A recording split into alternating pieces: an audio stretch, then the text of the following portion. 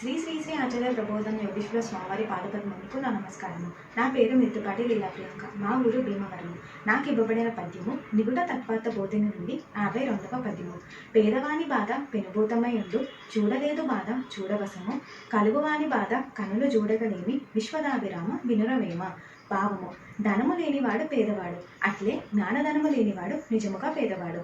ధనము లేని వానికి ప్రపంచ బాధలున్నట్లు జ్ఞానధనము లేని వానికి కర్మ వలన బాధలుండును. కర్మ కంటికి కనిపించినది కాదు. కర్మ ఎప్పుడు ఎవరికి ఎలా ఉండునో కూడా తెలియదు. అనుభవించినప్పుడు మాత్రం బాధ కలుగును. కర్మ వలన కలుగు బాధ బయట వారికి కనిపించుచుండను, అనగా చూడగలుగుచున్నారు. కానీ కర్మ ఎదుటి వారికి కూడా తెలియదు. భూతము అనగా కనిపించినది, కనిపించకుండానే మనిషిని బాధించుచుండును. అలాగే ఇక్కడ కర్మను పెనుభూతంగా వర్ణించారు. కర్మ కూడా కనిపించకుండానే మనిషిని బాధించుచున్నది.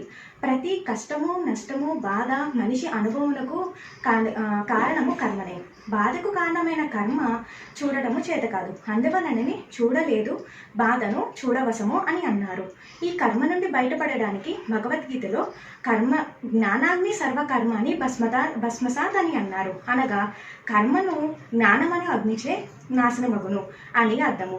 ఈ జ్ఞానాగ్ని లేనివాడు ఈ ప్రపంచంలో ఎంత ధనికుడైనా కూడా పేదవారితో సమానమే.